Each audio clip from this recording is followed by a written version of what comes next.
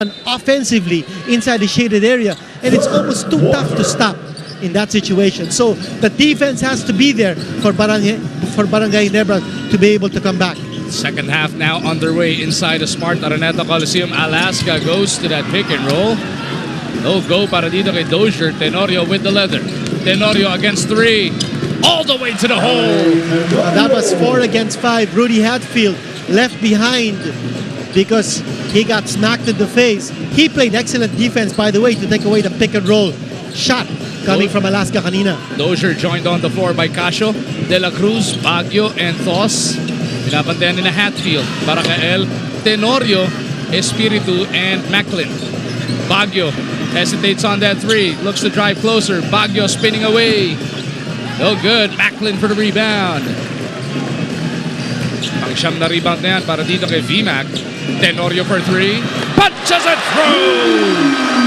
Hilary shots. 50 pangarap para sa isang laban. Labasan na ng galing sa Alaksan FR National Camp Finals. 50 aspiring basketball players na pinili mismo ng basketball legends na sina Abarrientos, Codinera, Patrimonio, Magsano, Plastimosa at Paras ang maglalaban upang maituloy ang kanilang pangarap maging basketball star.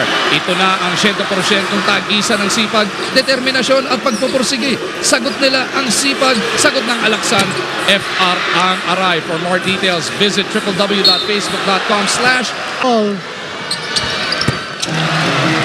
way above his parang yung kanyang line of sight, no? At layo. That's a 7-0 run para dito sa Barangay Ginebra. Unang 5 galing dito kay Tenorio. Chance of defense from the Ginebra faithful in attendance. All 15,000 plus strong inside the big dome. Baguio with a pull-up. Sobra. Dozier keeps it alive. Dozier looking to quick attack. Jump hook. No, pero merong foul. Dozier misses both.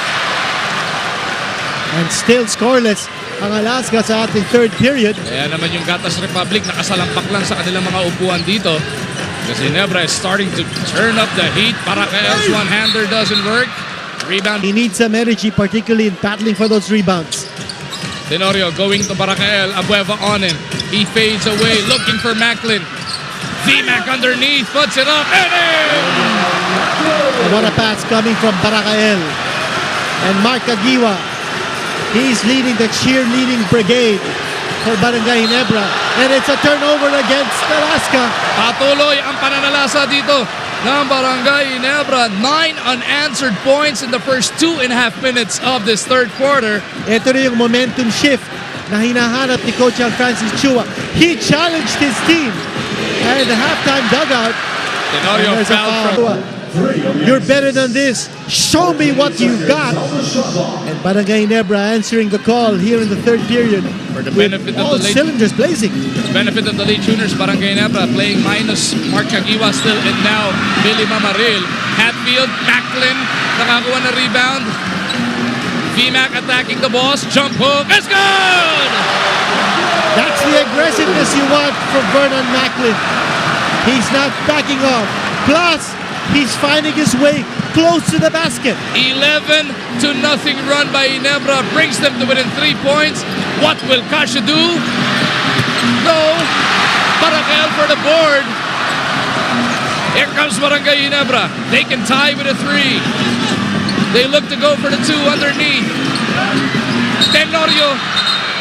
Merong foul underneath, away from play, offensive variety. Looks like it's against Hatfield. Hatfield getting caught that time. Ikatlong personal foul dyan para dito kay Hatfield.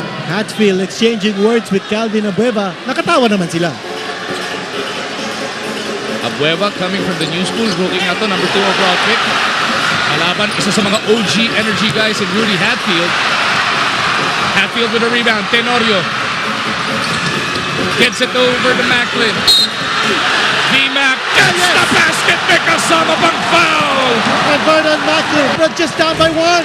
8 of his 18 coming in the opening moments of the second half.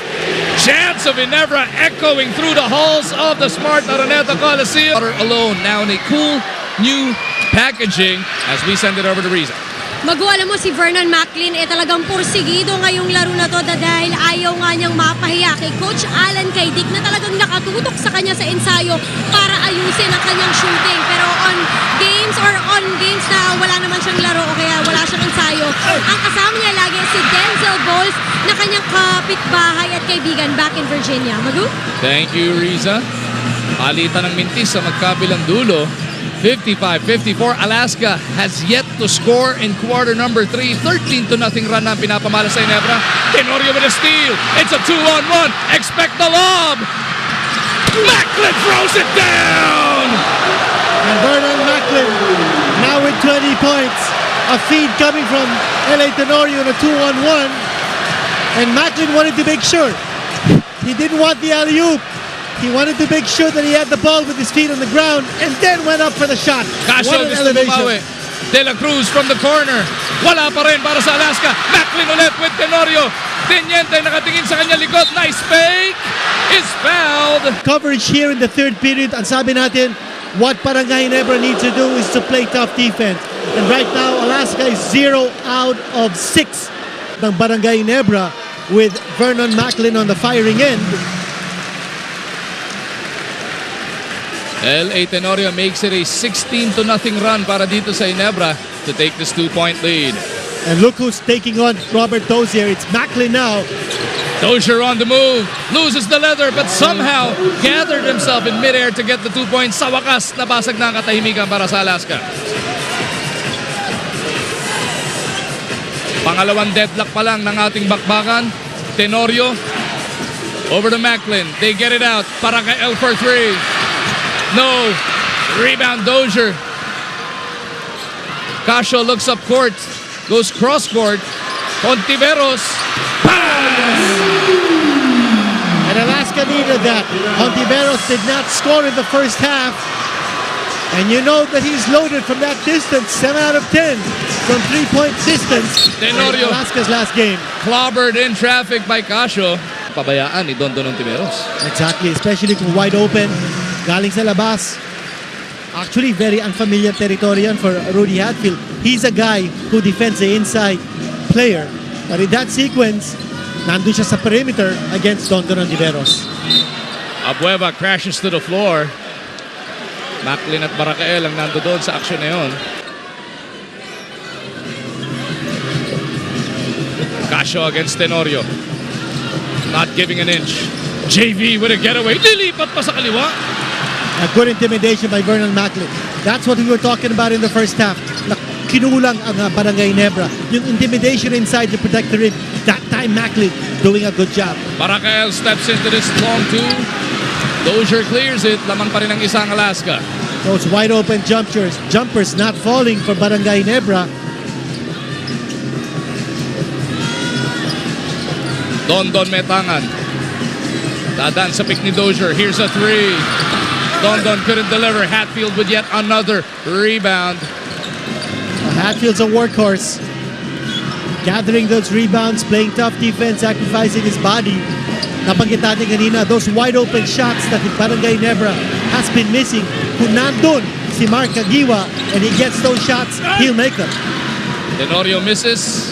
Espinas para sa rebound. Mahigit 5 minuto na lang natitira sa ating third quarter. Alaska has recovered here after that 16-0 run by Ginebra. Casio for 3. Long to lang daw. Oh, yes. It is a 3 para kay That's a JV. three-point shot. See, the tempo of the game has now gone. Parehong double headers yan. 6 na laro this weekend sa All NBA. exciting games and all very important games because patapos na ang ating eliminations. Last day of eliminations natin will be April 17 on Wednesday. This coming Saturday, 2 po laro sa MOA Arena. Linggo, dun din tayo sa MOA. Featuring Barangay Ginebra and Talk in Texas. Barangay goes glass. That's only Ginebra to within 2 points. That's only the third scorer for Barangay Ginebra dito sa ating third period. And Macklin and Tenorio being the other two. Yes, Macklin with 10 points here in this period. Abueva overshoots. Kirby back on the floor. Tenorio for 3. No. Kirby with a rebound. Barangay Ginebra will reset this attack. Coach Al Francis Chua again going with that combination in the backcourt of Tenorio and Labagala. Kirby Taking too long. doubled there. Abueva saves it from going out of bounds. What a dive by Calvin Abueva. The entire coaching staff of Ginebra asking for that out of bounds. Dozier on the move. Dozier gets the 2 points. You know, if you've got a workhorse in Rudy Hatfield for Barangay Ginebra, this guy Dozier works also as hard. Dumaan lang si Abueva kay Macklin, binigyan pa ng siko. Mind games all around inside the big dome. Kind of ball game this is. Macklin with a jump hook. A nice pass coming from Kirby Raimundo.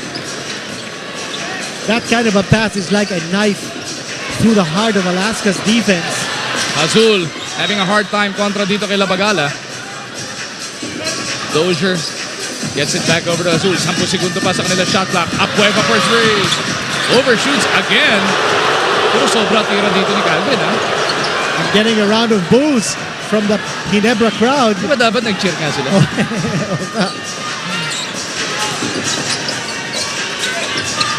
Raimundo over to Tenorio, looking for Macklin at the post. BMAC, his pass, slapped away. That's for turnover against Barangay Ginebra that we just saw. And Alaska, that defense has been very difficult. Bumigay lang ng konti at the start of the third period, yung depensa ng Alaska. Pero nanikip na ulit ngayon, ano? Oo. Ontiveros for 3.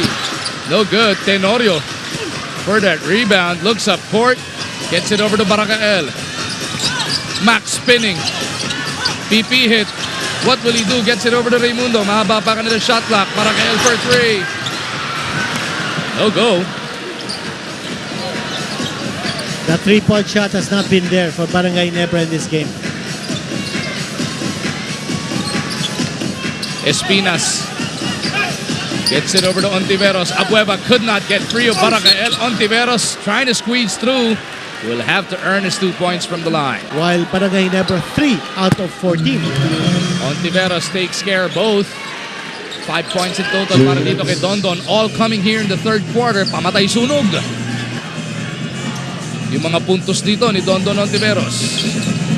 Ellis kababalik lang para dito kay Barakael. Oh, Barakael is on the floor. Trying to get it over to Raimundo. It's a getaway for Espinas. Chased down by Ellis. Naunahan na siya doon ni Gabby Espinas. Oh, remember, Barangay Ginebra not in the penalty, but there was not enough time to give up the foul bago nakawala si Gabby Espinas for the layup shot. Si Tenorio ang pinalitan dito ni Chris Ellis. Trying to give him the last couple of minutes of the third to get ready for the fourth. Here's Ellis for 3.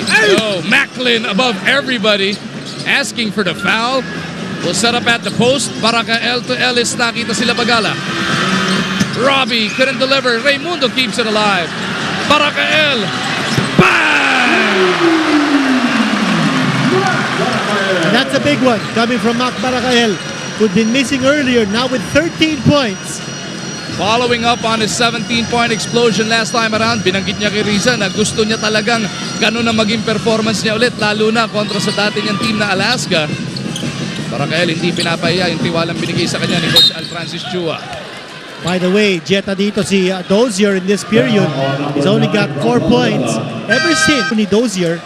So Macklin showing, or maybe Coach Al Francis Chua reserving Macklin to play defense on Dozier in the second half and not in the first. Work, dalawa pa lang yung foul na ito ni Macklin, ano? Yes. As Baguio Oh, yes. knocks in the long two. And Alaska so good at looking for the man open for the shot. Half a minute remaining in the third. Barakael, binanggit na Kinito already with 13 points. Gets it over to Labagala. Raimundo pleading for that leather, pero ang ganda ng depensa ni Espina sa kanya. 10 segundo sa shot clock ng Ginebra. Di sila nagmamadali. Labagala for 3. Punches and throws!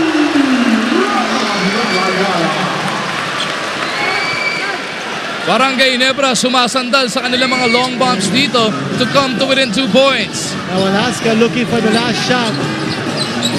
And Barangay Ginebra has a foul to give. Azul puts it up. Sobra. Ellis for the rebound. Hail Mary all the way from the backcourt. Oh! Muntik ka na pa yun. Para dito.